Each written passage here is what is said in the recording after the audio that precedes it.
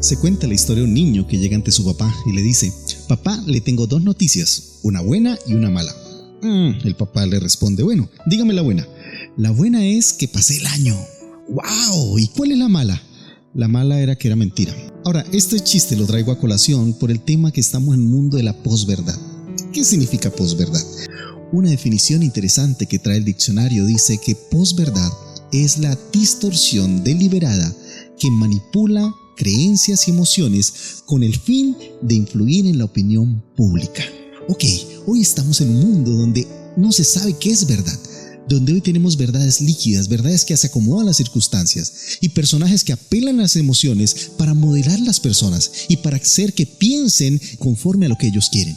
Esto se alimenta de 3 cosas, ¿no? Primero, la saturación de información. Entonces, hoy tenemos información por muchas partes, por las redes sociales, por todos los lados, y hay un bombardeo de información, y el tema es que no hay un filtro. Uno no sabe qué es verdad y qué no lo es. ¿Cuántas cosas hoy se están hablando del tema del coronavirus? Es más, un montón de tratamientos médicos, personajes que se dicen ser médicos para tratar soluciones mágicas. El tema es que esto está trayendo problemas aún a la salud, porque algunos de esos lo único que están haciendo es afectar la salud de las personas. Otros traen soluciones mágicas, entonces el pelo ahí en la mitad de la Biblia, bueno, cosas así, que al final esas mentiras repetidas terminan siendo verdades sociales. Ahora, la otra condición de la cual se aprovecha la posverdad, que está muy de moda hoy en día, es la pereza mental. Nadie se toma el tiempo de discernir si está bien o está mal. Sencillamente tomamos todas las cosas y las replicamos y las comunicamos a otros. Y claro, el que la recibe piensa que el que se la envió lo pensó, que la analizó, que la verificó, que se tomó el tiempo para medir si era verdad o no era verdad. Pero sencillamente ninguna persona de las que él ha enviado se ha tomado la molestia de parar y filtrar la información. Y parecería que en este mundo de la posverdad, en el cual se apela a las emociones, perdemos la capacidad de pensar críticamente. Hoy en día, por ejemplo, los que tienen pasiones políticas, ¿no? Entonces se aferran a un partido o una ideología política y eso parecería que les apaga el cerebro y ya les afecta la manera como juzgan todas las situaciones. Entonces, si eres de aquel o cual partido, todo lo que ellos digan sí o sí está bien. No importa si tienes problemas, no importa si hay corrupción, todo se justifica con el fin de defender una pasión, una ideología. Eso pasa aún con los deportes, ¿no? Hay personas que amamos el deporte. Y sí, una cosa es que a uno le guste un equipo de fútbol. Pero a veces hay personas que se apasionan tanto que eso les apaga el cerebro. Y que entonces ya no disfrutan sino solamente a su equipo. Y solo disfrutan ver ganar a su equipo. Y eso les quita la objetividad. ¿Por qué? Porque parecería que todo lo demás yo no lo disfruto. Sino solo disfruto si mi equipo al cual yo sigo gana. Y hablo bien de él y de los demás hablo muy pésimamente. Porque parecería que nuestras pasiones terminan siendo dominantes a la hora de hacer razonamientos. El otro elemento del cual toma la posverdad son las emociones. Y hay 2 elementos que se toman: el amor y el odio. Entonces, cuando tú amas algo, odias todo lo que está en contra de ese algo que tú amas. Entonces, voy a poner un ejemplo. Los que somos hinchas del Real Madrid, bueno, hinchas es un decir, ¿ok? Que de pronto tenemos admiración por ese equipo. Todos los que odian ese equipo, entonces odian todo lo contrario. O los hinchas del Barça, entonces son enemigos y entonces se ofenden y se agreden.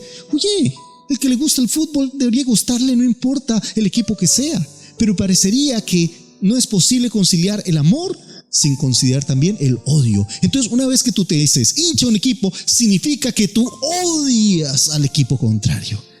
Y eso significa que hay un problema. Y eso pasa en la política, eso pasa en todas las esferas de la vida. Y si hay una emoción destructiva, es el odio.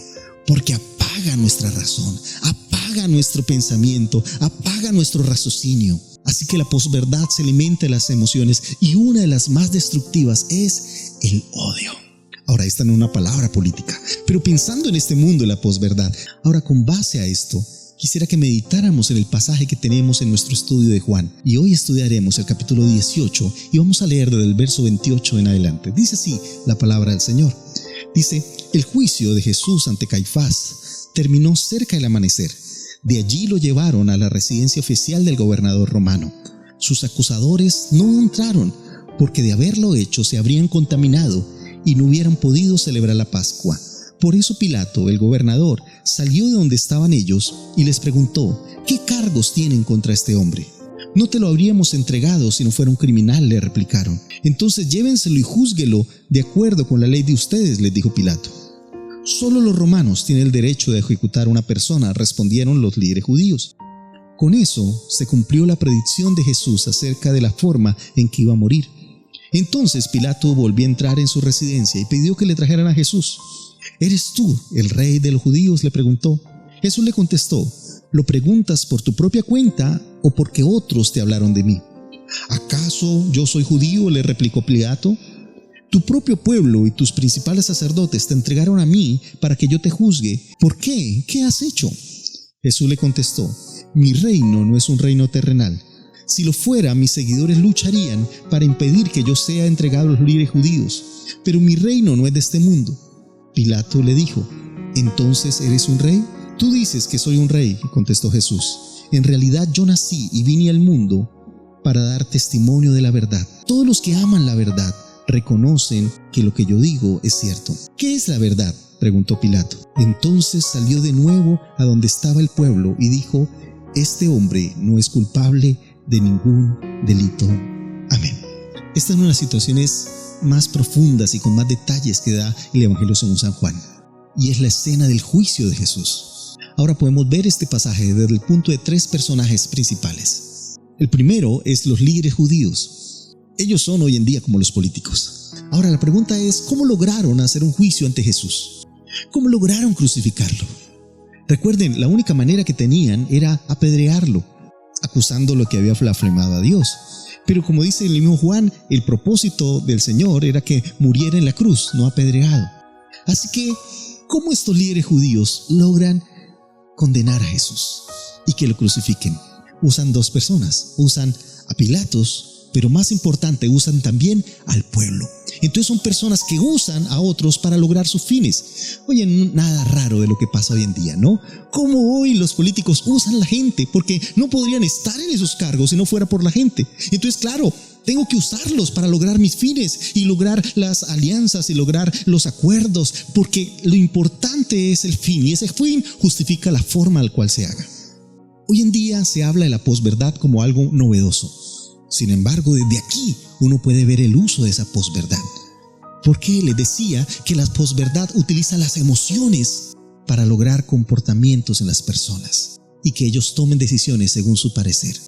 Así que ellos hacen que las personas empiecen a odiar a Jesús. En el versículo 6 del capítulo 19 encontramos ese elemento. El verso 6 dice: cuando vieron a Jesús, los principales sacerdotes y los guardias del templo comenzaron a gritar: ¡crucifícalo! ¡Crucifícalo! Oye, de una manera de odio, como si le hubiese hecho algo a ellos. Vamos a odiar a alguien y entonces sin pensar en la misericordia, sin pensar en la bondad, hablamos de crucifíquenle. Lo interesante es que el pueblo después replica esas mismas palabras. Y en el verso 14 el evangelista Juan nos relata: ya era día de preparación para la Pascua, cerca del mediodía.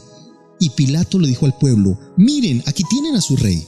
Llévatelo, le gritaban, crucifícanle. El pueblo termina repitiendo lo mismo que los líderes religiosos, lo mismo que los sacerdotes habían dicho anteriormente. Ahora, ese es el tema de la posverdad, que uno termina repitiendo lo que unos personajes interesados lo están haciendo.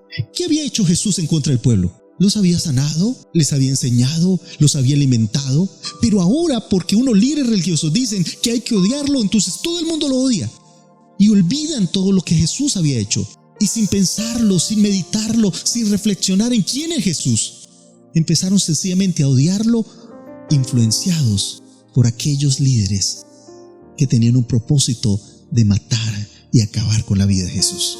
Entonces, en primer lugar usan las emociones, su odio. Pero en segundo lugar usan su doble moral. En el pasaje que leíamos nos dice que estos sacerdotes no entraron a la casa de Pilatos para no contaminarse. Oye, estos desgraciados están matando al Hijo de Dios, pero ellos están preocupados de la ceremonia religiosa. Y entonces, claro, entrar en una casa de los gentiles era una casa inmunda, y al entrar en algo inmundo se contaminaban. Y recuerden que venía la Pascua, entonces decían: no, si nos contaminamos no podemos hacer la ceremonia de la Pascua. ¡Wow! ¡Qué descaro! O sea, preocupados por no contaminarse en la Pascua, pero no están preocupados por la contaminación que hay en sus corazones. Y tal vez ese es el problema de nuestra sociedad, que vive también una doble moral. Nos interesan las cosas externas y los estereotipos, y estamos preocupados de las cosas que pasan hacia afuera, pero no lo que pasa ahí en nuestro corazón, no de los odios que almacenamos, no de las mentiras, no de los pecados que tenemos ahí en nuestro corazón. Y es ahí donde esta situación se pone en evidencia, esa doble moral en la vida. Ahora, no solamente la doble moral religiosa, sino también la doble moral en sus principios. Claro, porque ¿qué acusación tenían en contra de Jesús? Ninguna. No había una que lo hiciera merecedor a la muerte. Entonces tuvieron que acudir a una un poco tergiversada, y ese es el tema, tergiversar la verdad. Ellos habían tomado una enseñanza de Jesús donde él habló el mensaje del reino, y lo tergiversaron de tal manera diciendo que Jesús se había autoproclamado rey, desautorizando a los reyes de esa época y haciendo un desafío contra la realeza y el sistema de gobierno de esos momentos. Ahora, ¿eso era cierto? Sí, Jesús había hablado del reino y empezó diciendo eso: el reino de los cielos se ha acercado. Pero, aclaro, el reino de los cielos. Y siempre el Señor habló que el reino no era este mundo, que no era un reino terrenal, que era un reino espiritual. Pero de eso se tratan aquellos que usan la posverdad: tergiversar la información con el fin de lograr sus propósitos. Oh, cuántas personas no tergiversan la verdad. Aún muchas personas que deciden hablar de parte de Dios toman la palabra de Dios y la acomodan para lograr emociones, para lograr que la persona los aplauda, para lograr que la gente diga: sí, eso quiero para mi vida, deme más. Oh, no, pare, sigue. Pero no es necesariamente lo que la palabra de Dios está diciendo, porque quieren hablar lo que la gente quiere escuchar para lograr sus objetivos, tal vez para llenar sus arcas o para llenar adeptos y para que muchas personas los sigan y los admiren. Y el punto aquí interesante es al colmo al cual llegan, porque mire lo que dice el verso 15, cuando los sacerdotes y los principales líderes religiosos le dicen: crucifíquenle. Pilato les pregunta: ¿cómo dicen? ¿Que yo crucifique a su rey?, preguntó Pilato. Y mire lo que responden. Dicen: no tenemos otro rey más que el César. Le contestaron a gritos los principales sacerdotes. ¡Wow! Por Dios. Este ya es el descaro. Esto ya es la tapa. Mire, ¿quiénes lo están diciendo? Lo están diciendo los principales sacerdotes. Y están diciendo: nuestro rey es el César. Por Dios. Los que son llamados a defender la palabra de Dios y la verdad de Dios, ahora le estaban vendiendo al primer postor. Y ahora estaban entregados ante el sistema del mundo. Si revisamos un poquitico la historia en ese contexto, cuando los romanos llegaron por primera vez a Palestina, tomaron un censo para organizar los impuestos que tenían que pagar. Y en ese momento se produjo la más grande rebelión, hasta bien sangrienta. ¿Y sabes cuál era el eslogan que tomaron los judíos? Ellos decían en su religión que Dios era su único rey y a Él era el único que debían pagar tributo. Eso decían, y fue una rebelión en la cual estuvieron dispuestos a morir, porque querían decir: mire, nosotros creemos que el único rey es nuestro Dios y a Él es el único que vamos a pagar tributo. Y no les importó ir a la batalla, y no les importó protestar, porque eso lo tenían claro. Es más, alguna vez le hacen esa pregunta a Jesús: ¿es lícito dar el impuesto al César? Recuerden que alguna vez a Jesús lo tentaron con esa pregunta, porque esa era una de las cosas que ellos más tenían claro, que aunque tenían que pagar tributo al César, ellos decían que el César no era su rey, que su rey era su Dios, que su Dios era el rey. Pero ahora están cambiando todos sus parámetros y todos sus principios para hacer que maten a Jesús. Y ahora, con tal de que mataran a Jesús, le dicen a Pilatos: nuestro rey es el César. Wow. Ese es el tema de la posverdad, que no tiene escrúpulos ni tiene límites, y no le importa caer tan abajo con el fin de satisfacer sus caprichos y sus deseos. Y sabes, ese odio de ellos terminó encegueciéndolos, destruyendo su fe, perdiendo y tergiversando la justicia y la verdad de Dios en sus corazones. Ahora, el otro personaje interesante que vale la pena estudiar es Pilato. Oye, al lado de los sacerdotes que acabamos de estudiar, Pilatos parecía un santo, una buena persona, porque los otros eran terribles. Sin embargo, cuando uno mira la historia de Pilatos en sí misma, este tipo era un tirano, era un gobernante perverso. de sangre fría, no le importaba nada, sin escrúpulos. No tenía ninguna duda a la hora de matar a alguien. No le temblaba la mano. Una persona sanguinaria. Y no tengo tiempo para usar las referencias históricas de él, del cual habla Josefo y otros historiadores. Pero quisiera solamente dar un detalle que está en la misma palabra de Dios, para que tengamos claro qué clase de persona era. Si miramos en Lucas capítulo 3, el verso 1 dice la palabra de Dios: en ese mismo tiempo estaban allí algunos que le contaban acerca de los galileos, cuya sangre Pilato había mezclado con los sacrificios de ellos. Oye, no había nada más sagrado que cuando uno va al altar del Señor a ofrecer sacrificio. Es un tiempo de intimidad con Dios, de comunión con Dios. Y Pilato no le importó entrar ahí al templo, al lugar del sacrificio, y no solamente matarlos, sino revolver la sangre de ellos con la sangre que estaban sacrificando. No le importó nada. Es más, no le importó saquear las arcas del templo para construir un acueducto que él quería para la ciudad. No le importó nada. Era una persona sanguinaria. Entonces, era un tipo arrogante, era un tipo sanguinario, pero también era una persona que había logrado el pináculo más alto en su carrera. Había llegado a ser gobernador de una provincia. A la vista del mundo era una persona exitosa, orgullosa, prepotente, ambiciosa. Lo interesante es que en su encuentro con Jesús, Pilatos no fue ese tipo de persona.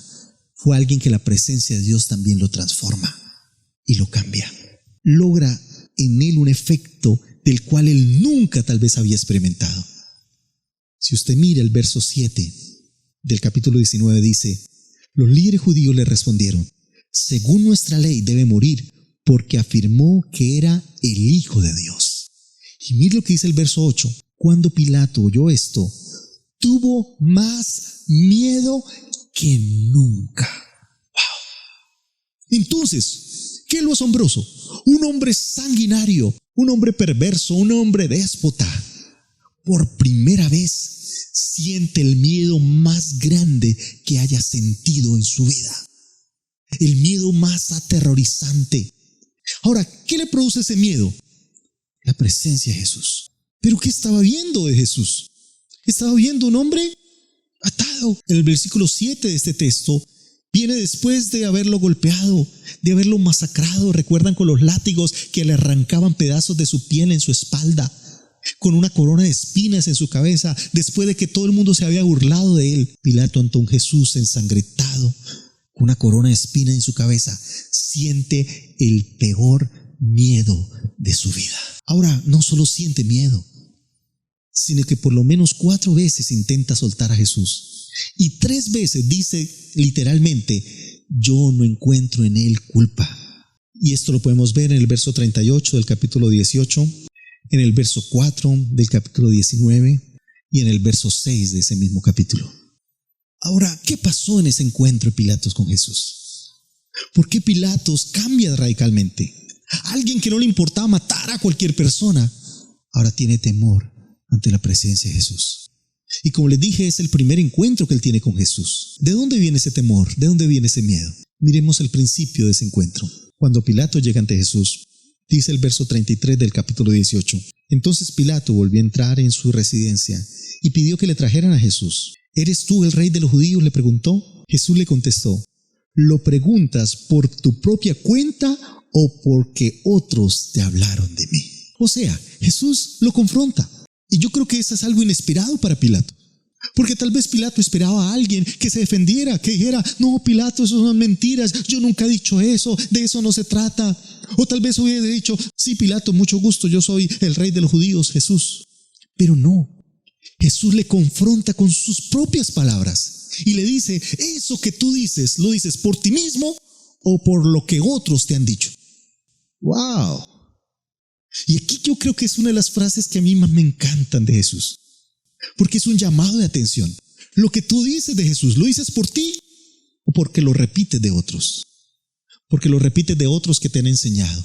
Eso que conoces del Señor, ¿lo conoces por tu experiencia personal o sencillamente por informaciones ajenas? Muchas veces el concepto que tenemos de Dios es un concepto prestado, no es propio. Y el Señor le está diciendo a Pilatos: Pilatos, tú tienes que tener criterio propio. ¡Wow! ¡Qué confrontación más maravillosa!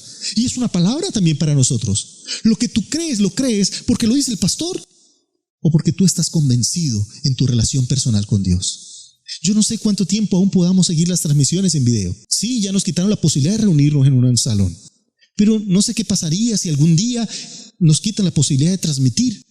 Y entonces ahí sí, yo ¿por qué no vi los videos del pastor Obed? Pero yo te digo, aprovéchalos ahora, porque no sabemos cuánto duren, o no sabemos cuánto tiempo vamos a estar en esta tierra si no vamos a estar en la presencia de Dios. Así que el Señor quiere llevarte no a que tengas una fe prestada, no a que creas porque el pastor lo dice, sino porque es tu experiencia personal. Créame, Dios te invita a una comunión personal y directa con Él. Pero hoy la gente se ha quedado con informaciones prestadas. Hoy la gente se ha creado que si mi curita lo dice debe ser así, si el sacerdote lo dice, si el pastor lo dice, si el apóstol lo dice, si el patriarca, si el arcángel lo dice, eso debe ser así. La pregunta es, ¿te estás tomando tiempo para tener una relación personal con Jesús? ¿O sencillamente nos quedamos en relaciones prestadas, en repetir sermones ajenos, en tomar frases que escuchamos por ahí de otra persona para repetirlas, pero jamás la interiorizamos?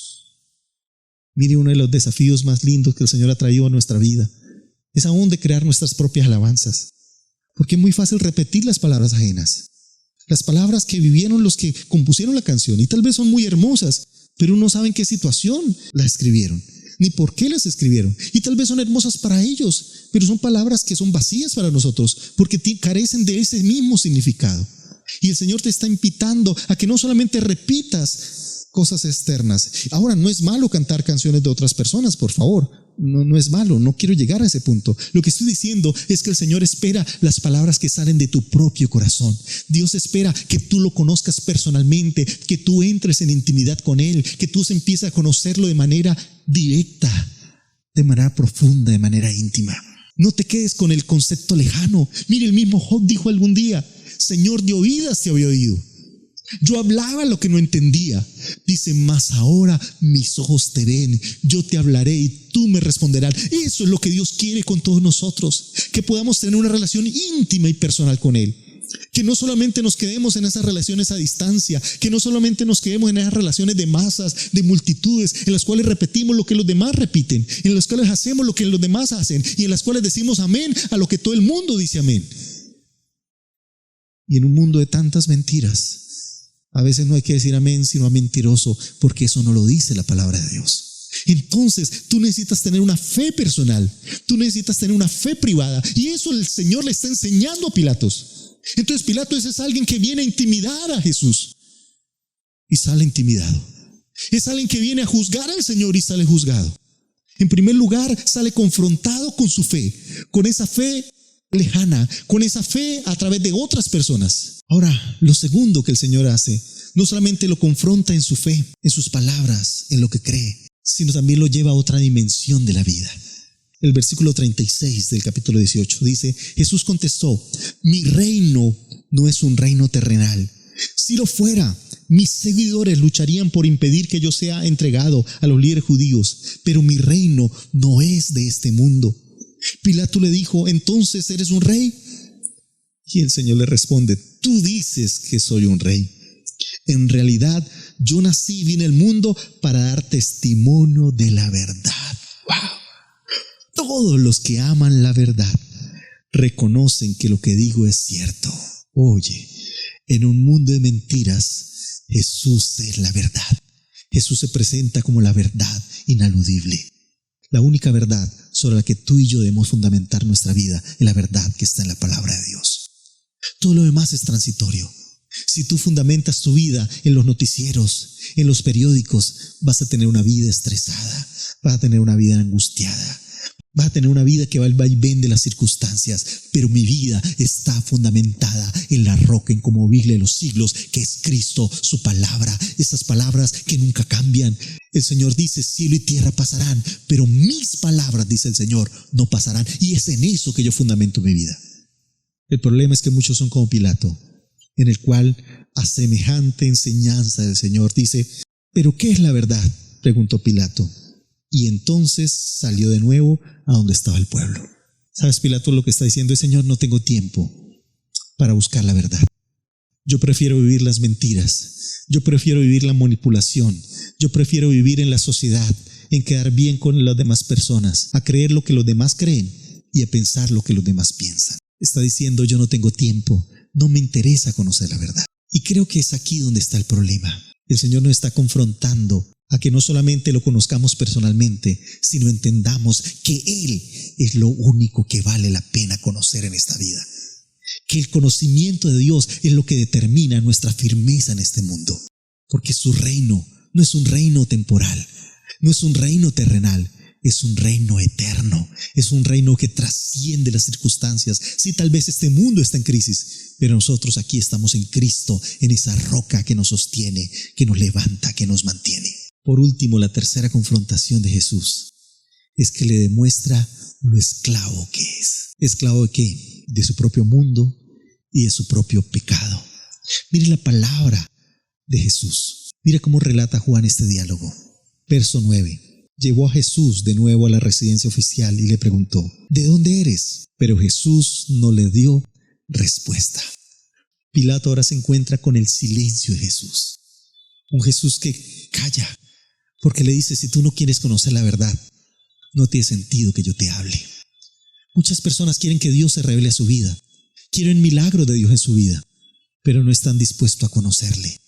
Solo quieren sus milagros, solo quieren sus dones, solo quieren su protección, solo quieren sus beneficios, quieren los beneficios de Dios, pero no quieren conocer a Dios. Y casi que el Señor le dice, Pilato, si tú no quieres conocer la verdad, no tiene sentido hablarte, no tiene sentido explicarte, no tiene sentido dirigirte mi palabra. Nuestro mundo hoy está más interesado en los beneficios de Dios que en el conocimiento de Dios. Este mundo está más interesado en los sentires de Dios. Y muchos hoy se preguntan, ¿por qué el Señor permite que cierren las iglesias? Primero, aprendimos que nosotros somos la iglesia. Lo que cerraron fueron los templos. Y frente a aquellos que dependían de los templos, pues estarán en crisis. De aquellos que dependían de las emociones, pues estarán en crisis. Porque hoy no tenemos las emociones de las multitudes. Tal vez podamos decir en medio de la transmisión, cante, alaba, aplaude, dance. Y todos estarán por ahí. Algunos con el sándwich en la boca, con la arepa, con el caldo, o de pronto concentrados viendo el video, pero hoy callados. Ya no hay la motivación de una multitud. Y es ahí donde se evidencia nuestra fe. Es más, hay personas que no les interesa ni siquiera escuchar de la palabra de Dios. Si no es porque tienen una necesidad, si no es porque tienen un problema, si no es porque están pasando un momento difícil. Y a esas personas que solo buscan emociones, que solo buscan milagros, a esas el Señor guarda silencio. Porque más importante que los beneficios de Dios es la verdad de Dios, que es la que nos hace libres. Por eso el Señor dijo, conoceréis la verdad y la verdad os hará libres. Ahora Pilato reacciona con vehemencia y un poco ofuscado. Dice el verso 10, ¿por qué no me hablas?, pregunta Pilato. ¿No te das cuenta que tengo poder para ponerte en libertad o para crucificarte? Oye, y Jesús no se deja intimidar.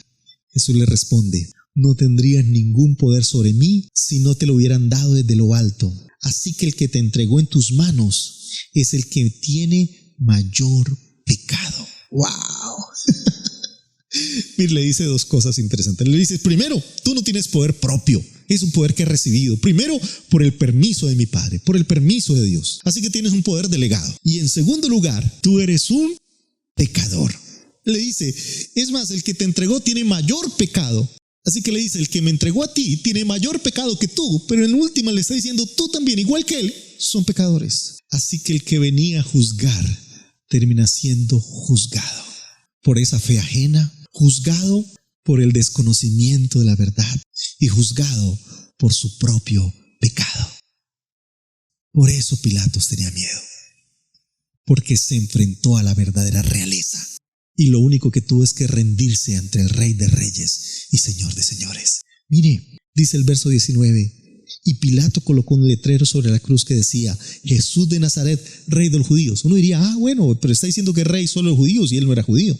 Pero mire un detalle interesante. Dice, el lugar donde le crucificaron estaba cerca de la ciudad y el letrero estaba escrito en hebreo, en latín y en griego para que muchos pudieran leerlo.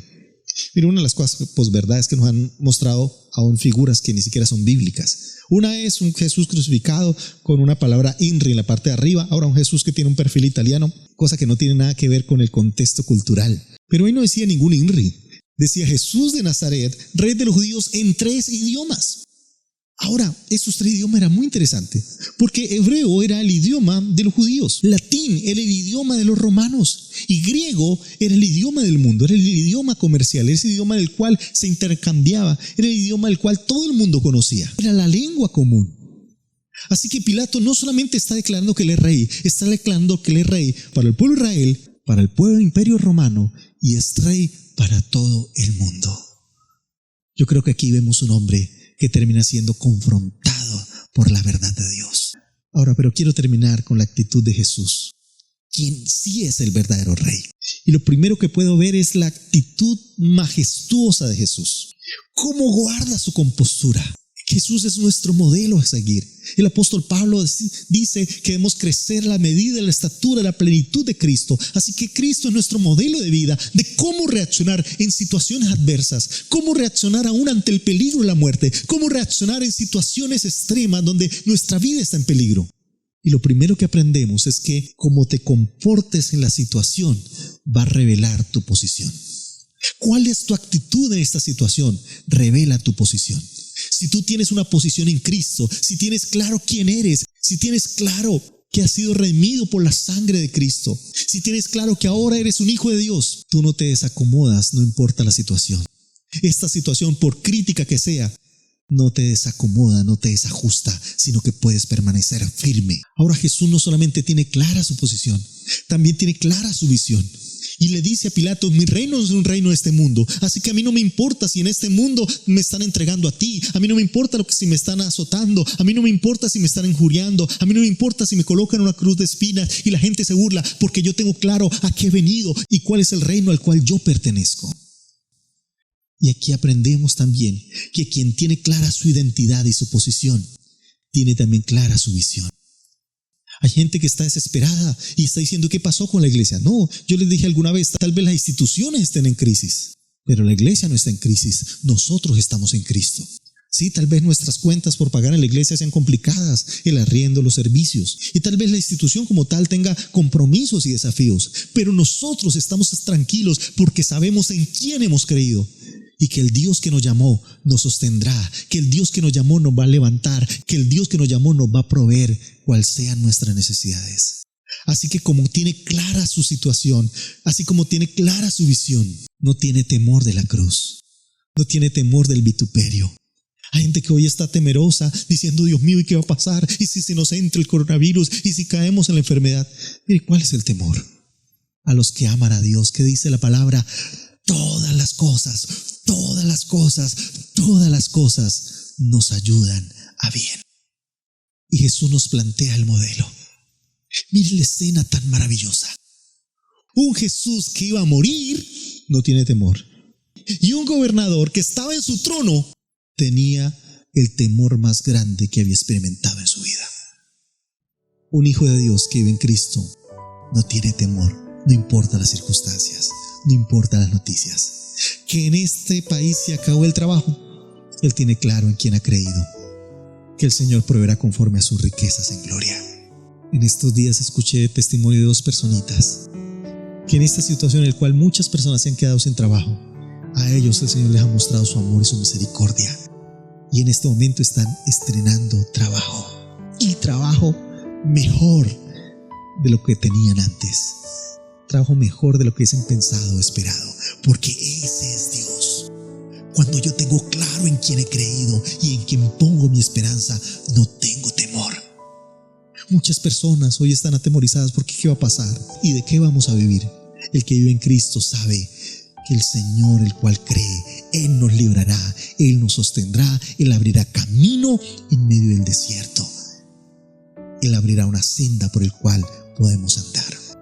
Por eso Jesús nos invita a que tengamos claro nuestra identidad, a que nos llenemos de la verdad de Dios, que en la medida que tú vivas en la verdad, no en la posverdad, no en las mentiras sociales, no en los miedos que nos plantean los noticieros, los políticos, no, que entendamos que vivimos en Cristo y que aunque hay un peligro real, nuestro reino no es un reino que se fundamente en lo que pasa en las circunstancias de esta tierra, sino que nuestro reino es un reino espiritual que se sostiene en la palabra de Dios, que se sostiene en la presencia de Dios, que se sostiene en el poder de Dios a favor de nosotros, a favor de tu vida y a favor de mi vida.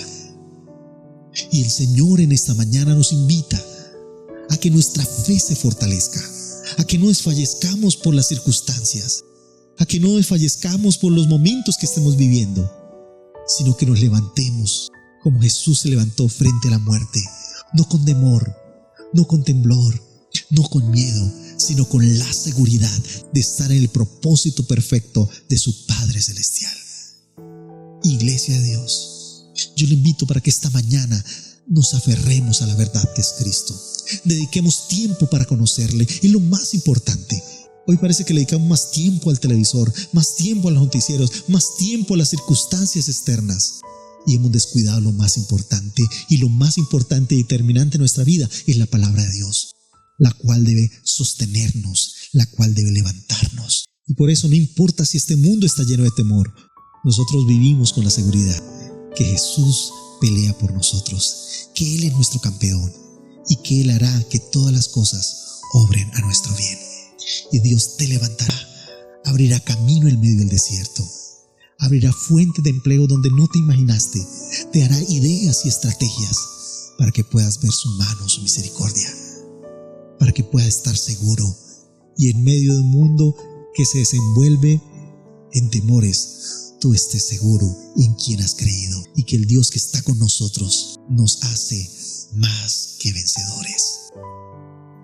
Cierra tus ojos. Señor, gracias por tu presencia. Gracias, Señor, porque podemos encontrarnos contigo. Gracias, Señor, porque tu palabra es la verdad sobre el cual se fundamenta nuestra vida. Gracias, Señor, porque no vivimos por las mentiras de este mundo, ni vivimos por el vaivén de las emociones. Vivimos por tu verdad. Y esa verdad es la que proclamamos, y esa verdad es la que confesamos, y esa es la verdad sobre la cual fundamentamos nuestra vida. Tú eres nuestra verdad, tu palabra es la verdad, Señor, y por eso queremos dedicarnos a ella. Por eso queremos, Señor, que tu palabra llene nuestro corazón, que tu palabra inunde nuestro ser, que tu palabra fortalezca nuestra vida.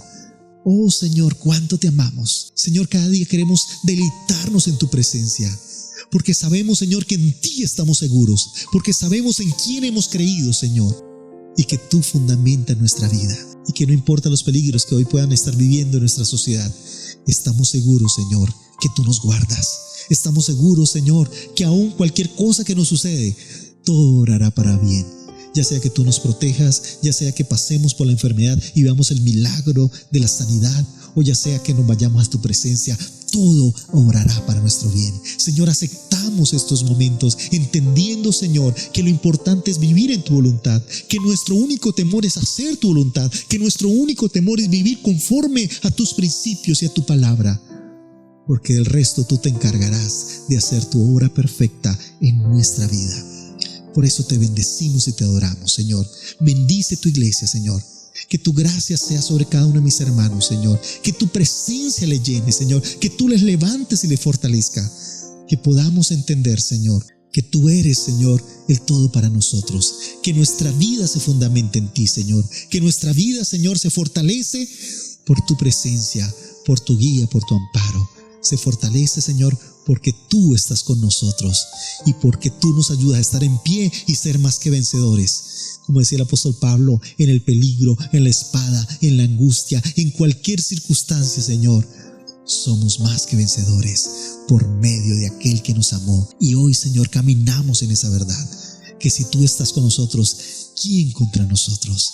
Que si tú estás con nosotros, no temeremos las crisis del mundo, porque sabemos, Señor, que tú eres nuestra seguridad, que tú eres nuestra fortaleza, nuestro pronto auxilio en las tribulaciones. Te alabamos y te adoramos en el nombre de Jesús. Amén.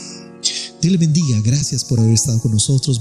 Gracias por compartir con nosotros este tiempo. Les enviamos un abrazo grandísimo. Les extrañamos mucho. No es lo mismo sin ustedes. Y oramos que algún día podamos estar una vez más juntos para reunirnos y exaltar al Señor. Pero por ahora, ten una fe personal. Por ahora, busque esa intimidad con Dios. Por ahora, saca tiempo a vivir la verdad del Señor. Porque cuando tú vives en la verdad de Dios, vas a vivir seguro, vas a vivir tranquilo. No importa los peligros que tú puedas enfrentar, no importa lo que pueda pasar, tú puedes mantener esa posición segura en que Cristo está contigo y Él nos da la victoria. Les bendecimos, les amamos. Un abrazo grandísimo de parte de mi esposa, de mis hijos. Están aquí trabajando detrás de cámaras para que todo salga perfecto. Así que Dios les bendiga, Dios les guarde.